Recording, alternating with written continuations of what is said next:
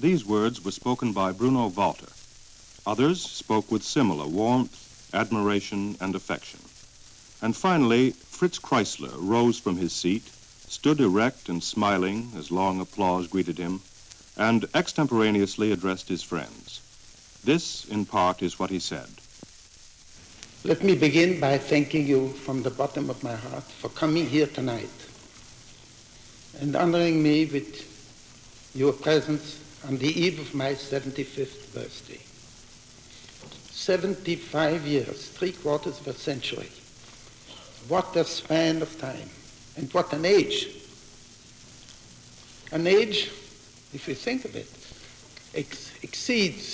which exceeds by many years the average general age allotted to mankind. And now let us consider what are the aspects of old age. Unless I am mistaken, the chief aspects of it are physical debilities, physical deficiencies, and moral obligations.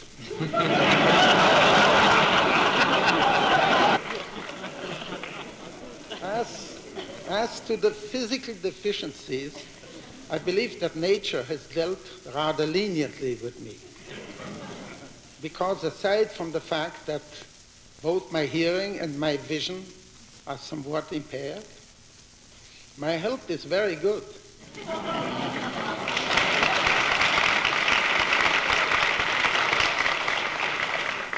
And up to now, I have been able to exercise my profession, although in a very moderate and increasingly restricted way.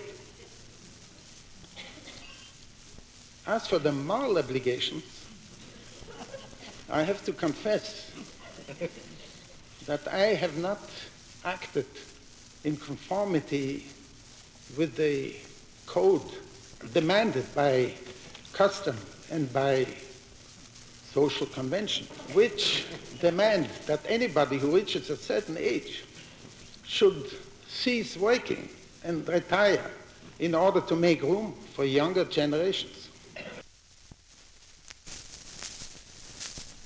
Many of you, my dear friends, have probably surmised that I acted that way because I loved my vocation and because I wanted to retain the appreciation and the esteem in which my moderate artistic endeavors have been held by many of you.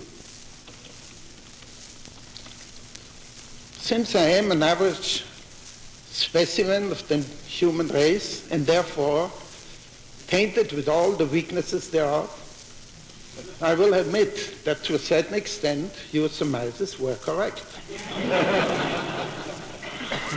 But only partially so, because, to tell you the truth, my real motive in my actions were my fervent desire to exercise one of the inalienable rights of all artists, namely the right to pursue his ideals and to seek new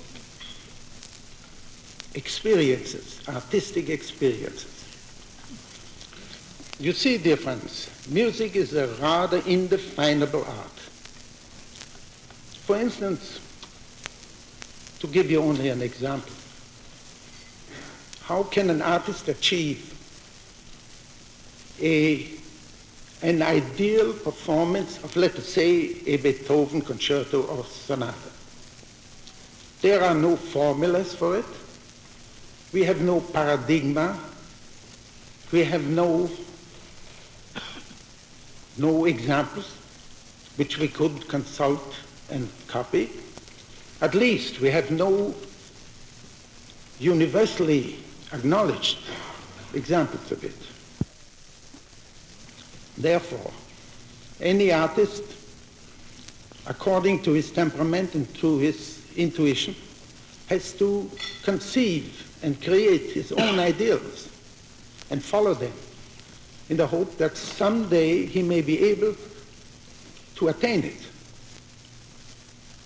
But assuming that he believes he has attained it and wants to demonstrate it publicly, then he has to face the opposition of those who have different ideals and adhere to them. But that isn't all, because an artist very often realizes that his own ideals have changed, or that they have receded further from his reach. I remember a very interesting anecdote. Hans Richter, famous conductor, was once asked why he had conducted a certain piece a little differently, a little faster than he had done before. And he answered, because the pulse of an artist is his only metronome, a metronome which changes according to his disposition, according to age, even according to the climate in which he performs. How true that is, because I once myself thought I had come very near my own ideal in a certain performance. But I had to abandon all hopes of being able to repeat it, because I realized how much I had been aided by fortuitous circumstances, such as my disposition, favorable atmospheric conditions, and even the acoustical propensities of the hall in which I played. You see, dear friends, the life of an artist is a theme on which many variations can be written. Some of them go, as you just heard, in minor keys. Naturally, there are many variations that go in the joyful major keys. And I will only mention to you a few as I experienced them in my own life. Number one is my Harriet. The best wife, companion, and friend that any man can hope and pray for. Incidentally, let me tell you that many charitable acts which had been ascribed to me have been really conceived and executed by her. Number two in my life was the influence of the quantity and the quality of a number of great, devoted, loving friends. At this juncture, allow me to tell you also how much joy and pleasure I derived from the realization that my beloved art of violin playing was not only maintained, but that it was greatly increased, enlarged, and enriched by my younger colleagues. With characteristic humility, Fritz Kreisler attributes his own artistic achievements to his wife, his friends, and his colleagues in the younger generation. These words by Fritz Kreisler were spoken at a gathering of several hundred people assembled to pay him tribute on the eve of his 75th birthday earlier this month. Mrs. Lytle Hull, president of the Musicians' Emergency Fund, instigated the celebration.